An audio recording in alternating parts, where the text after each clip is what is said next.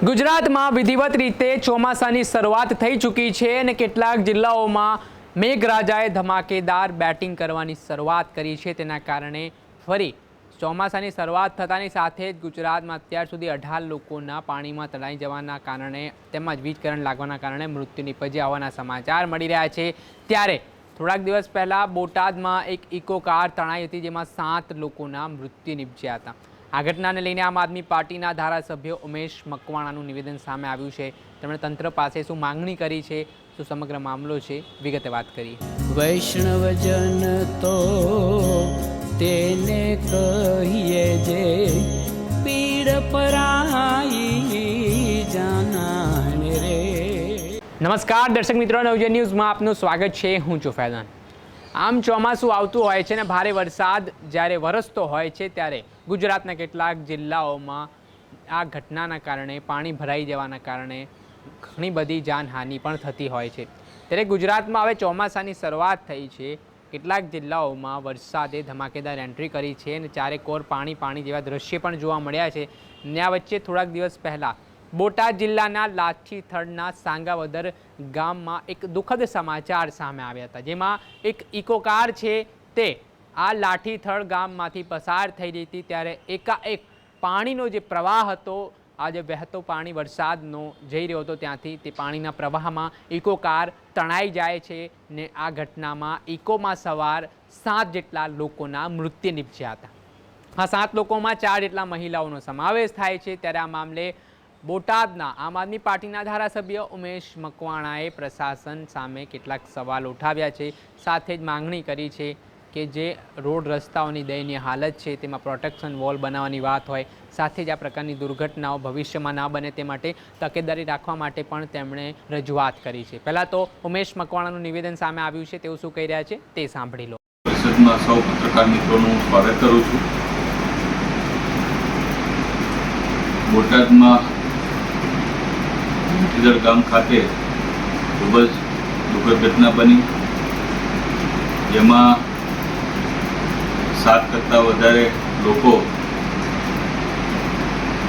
ઇકોમાં સવાર હતા, જેના મૃત્યુ થયા છે અને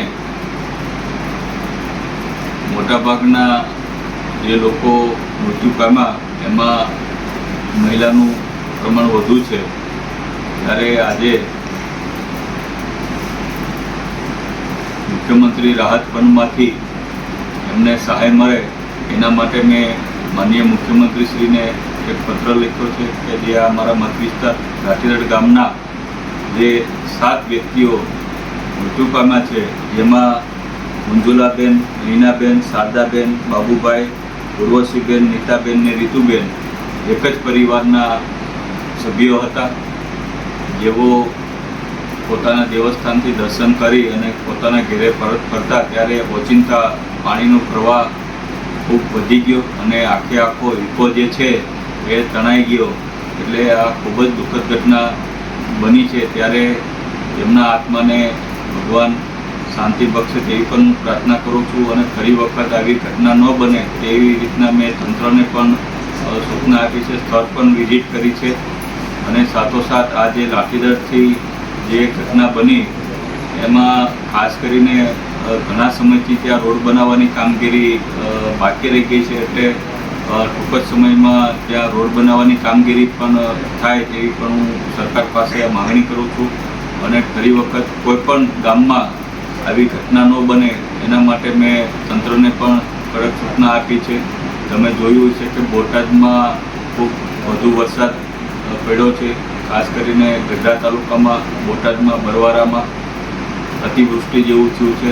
મેં પોતે મામલતદાર સાથે રાખી અને ઘણા બધા સોસાયટીની વિઝિટ ઉપર અને ઘણા બધા સોસાયટીઓમાં 5-5, 7-7 ફૂટ સુધી પાણી ગળી ગયા છે દબાણોને કારણે અને બોટાદ શહેરનું જે તળાવ જે છે એ પણ 100% ભરાઈ ગયું છે। એટલે હવે ફરીથી જો વરસાદ આવશે તો તળાવ જે છે એ ક્યાંક ને ક્યાંક કોઈ મોટું અકસ્માત ન થાય એના માટે પણ સ્થળ વિઝિટ મામલતદાર સાથે મેં રાખીને કરી છે, સૂચના આપી છે કે ભાઈ તાત્કાલિક જે ઓગાન જે છે એમાં ઘણા બધા પાકા દબાણો થયા છે, તો તાત્કાલિક અસરથી આ દબાણો દૂર કરવામાં આવે. ઓગાનની જે ભરતી છે એ ખૂબ જ દબાણ છે, તો એને પણ નીચું ઉતારવામાં આવે, જેથી કરીને તળાવ વધારાનું જે પાણી જે છે ઓગાનના મારફત બહાર નીકળી જાય. નહીંતર તો ઘણી વખત એવી પરિસ્થિતિ બને કે જે બોટાદ શહેરનું જે કૃષ્ણસાગર તળાવ આવેલું છે એ આરસીસીનું બનેલું નથી, એટલે કે એની જે પાળ જે છે એ ટૂંકમાં માટીથી બનેલી છે અને પથ્થરથી પેચનું કામ કરેલું છે. એટલે હવે જો વરસાદ આવશે તો તળાવ ફૂટવાની પૂરી શક્યતા છે. એટલે તંત્રને પણ મેં કડક સૂચના આપી છે અને આવનારા સમયમાં તળાવની જે પાળ છે એ આરસીસીથી બનાવવાની માંગણી પણ મેં માનનીય મુખ્યમંત્રી પાસે કરી છે. એટલે બોટાદમાં ફરી કોઈ દુર્ઘટના મોટી ન સર્જાય એના માટે તંત્રને પણ કડક સૂચના આપી છે. અને સાથોસાથ એક સરકાર પાસેથી એ પણ માંગણી કરી છે કે ભાઈ બોટાદમાં જ્યારે આવી વાવાઝોડું આવે, દુર્ઘટના થાય ત્યારે એનડીઆરએફની ટીમ રાજકોટથી મંગાવવામાં આવે છે, અન્ય જિલ્લાઓથી મંગાવવામાં આવે છે. એટલે ટીમને બોટાદ પહોંચતા ઓછામાં ઓછી 7 થી 8 કલાક જેવો સમય થઈ જાય છે. ત્યારે ખૂબ આવા વિકટ બનાવ બને છે, કોઈ જીવતો મળતા નથી. એટલે એક બોટાદમાં કાયમી એક એનડીઆરએફ એસડીઆરએફની ટીમ અહીંયા કાયમી બોટાદ જિલ્લાને મળી રહે તેવી પણ મેં પત્ર લખી અને સરકાર પાસે માંગણી કરી છે. એમાં ઉતાવળી અને મધુમતી નદી છે, એમાં પણ ઘણા દબાણો થયેલા છે, જેના કારણે પાણીનો પ્રવાહ ખૂબ ગામમાં ફેલાય છે. તો એ દબાણો દૂર કરાવવા માટે કોઈ કાર્યવાહી થશે ખરી? ચોક્કસપણે થશે. મેં આજે શહેર મામલતદાર સાથે રાખીને વિઝિટો કરી છે. પ્રાંત સાહેબ પાસે પણ મેં વિઝિટો કરાવી છે. એટલે જેટલા પણ દબાણો ઉતાવળી નદીમાં જે થયા છે, નદીનું પુરાણ ખૂબ થઈ ગયું છે. જે પ્રમાણે નદીની ઊંડાઈ હોવી જોઈએ એ ઊંડાઈ રહી નથી. એટલે જ્યારે વધુ વરસાદ બોટાદમાં આવે છે ત્યારે ઉતાવળી નદી અને મધુમતી નદી એ પુરાણના કારણે આખું પાણી જે છે એ શહેરમાં પસરી રહ્યું છે. એટલે વહેલી તકે જે ચીફ ઓફિસરે ખરેખર જે કામગીરી પ્રી મોસમની કરવી જોઈએ એ ખરેખર પેપર ઉપર કરી છે, નહીં કે રિયલમાં. એટલે ક્યાંક ને ક્યાંક છતી બોટાદ નગરપાલિકાની આમાં ચોક્કસપણે જોવા મળી રહી છે.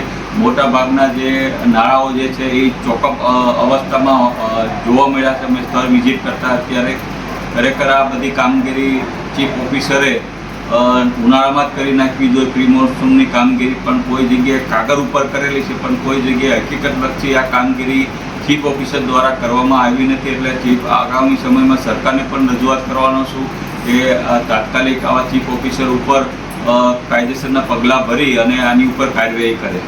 આ અતિવૃષ્ટિ વરસાદના કારણે સ્થળ મુલાકાત કોઈને લીધેલી કરી બોટાદ પ્રોપરમાં, કે જ્યાં જે લોકો આ ઘટનાથી પહેલાં થયેલા છે, એની કોઈ મુલાકાત કરી તમારી?